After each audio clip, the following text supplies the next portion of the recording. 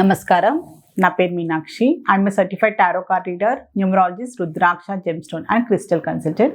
2023 సంవత్సరం డిసెంబర్ మాసంలో 15వ తారీఖు నుంచి 31వ తారీఖు మధ్యలో టారో కార్డ్ ప్రిడిక్షన్ ద్వారా మకర రాశి వారికి ఎలాంటి పరిస్థితులు ఉన్నాయి చూద్దాము.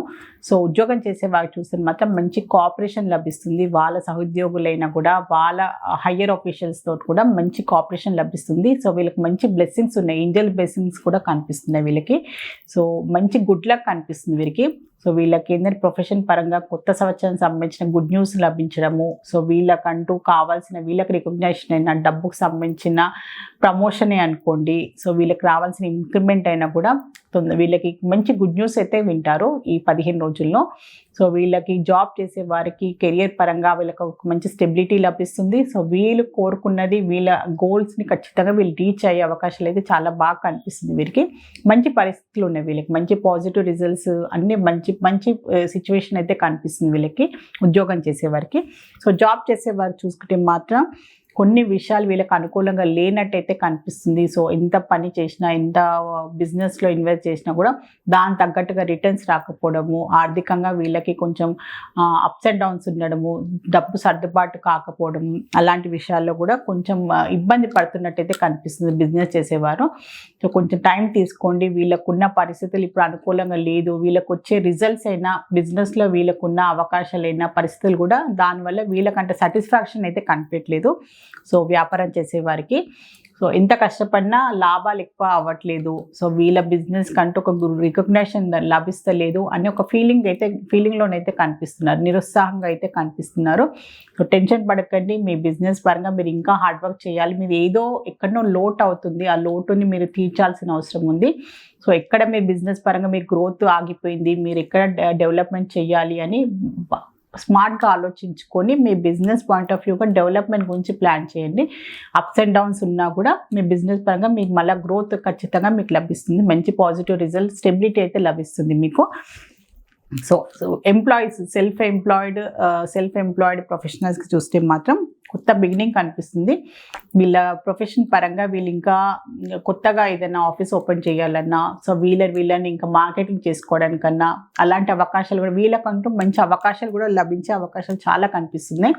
వీళ్ళ వీళ్ళకున్న సర్వీస్ ఓరియంటెడ్ ప్రొఫెషన్లో ఉన్న వారైనా వీళ్ళ నైపుణ్యత తగ్గట్టుగా వీళ్ళకంటూ అవకాశాలు బాగా లభించే అవకాశాలు ఉంది.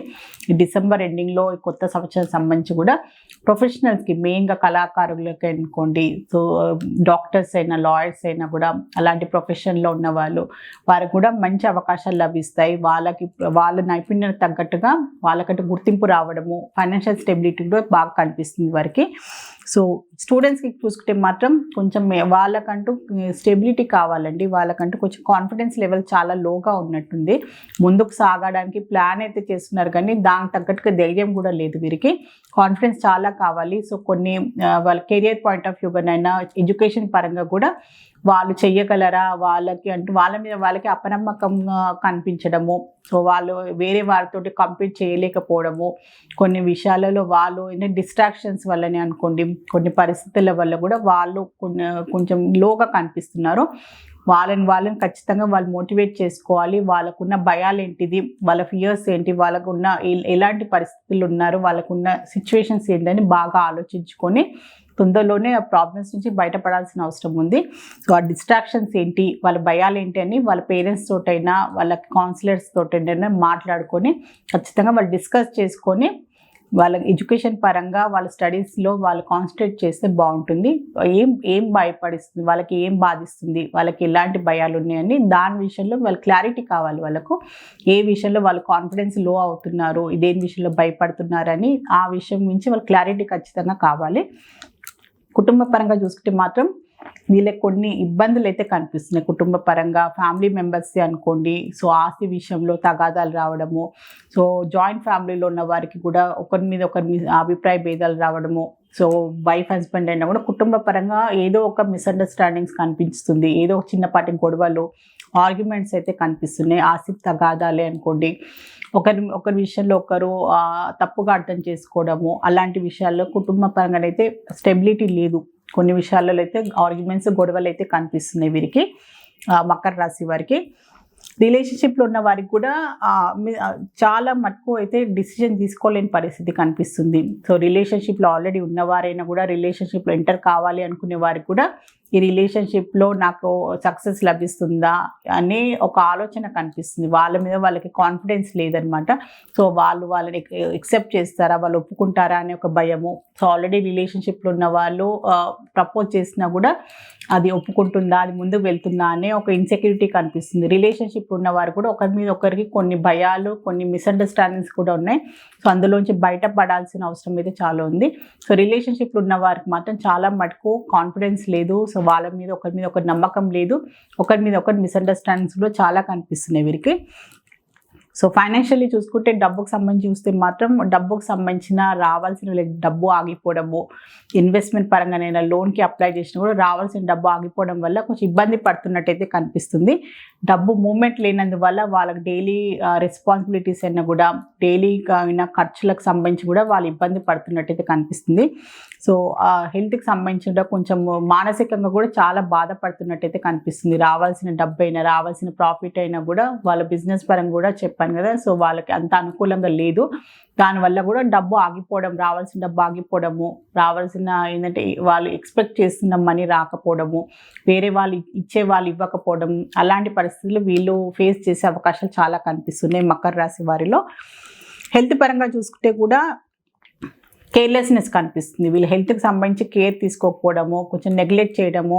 సో ఫ్యామిలీ లైఫ్ అని, బిజినెస్ అని, జాబ్ పరంగా కూడా చేసేవారు మాత్రం హెల్త్కి సంబంధించి కరెక్ట్ వాళ్ళు ధ్యాస తీసుకోకపోవడం, కరెక్ట్ ఫుడ్ తీసుకోకపోవడం, కరెక్ట్గా వాళ్ళు స్లీపింగ్ ప్యాటర్న్స్ అయినా కూడా వాళ్ళని అశ్రద్ధ చేయడం వల్ల కూడా హెల్త్కి సంబంధించిన ఇబ్బందులు వచ్చే అవకాశాలు కూడా చాలా కనిపిస్తున్నాయి.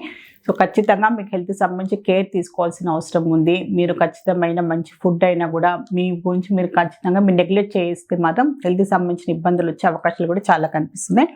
మకర రాశిలో ఉత్తరాషాఢ నక్షత్రం జన్మించిన వారికి ఏంజెల్స్ గైడెన్స్ ఏం ఇస్తుందో ఒకసారి చూద్దాము.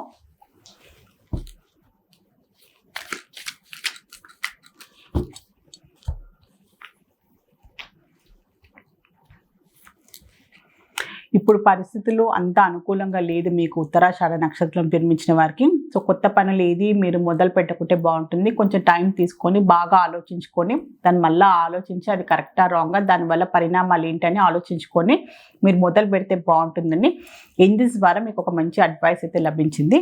సో మకర రాశిలో శ్రవణం నక్షత్రం జన్మించిన వారికి ఏంజెల్స్ ద్వారా ఒక అడ్వైస్ కార్డ్ అయితే తీస్తాను. మీరు ఏదైనా బాధ్యత తీసుకున్నా, ఏదైనా మీరు కమిట్మెంట్ ఇచ్చినా కూడా ఖచ్చితంగా మీరు పూర్తి చేయాల్సిన అవసరం ఉందని ఏంజెల్స్ ద్వారా మీకు ఒక మంచి అడ్వైస్ వచ్చింది. మధ్యలో వదిలేయద్దు. ఆ బాధ్యత అయినా ఏదైనా మీరు మాట ఇచ్చినా కూడా, ఏదైనా బాధ్యత అయినా కూడా, ఏదైనా వర్క్ అయినా కూడా ఖచ్చితంగా కంప్లీట్ చేయండి. అది మధ్యలో నుంచి ఆపితే మాత్రం అది మీకు మంచిది కాదు.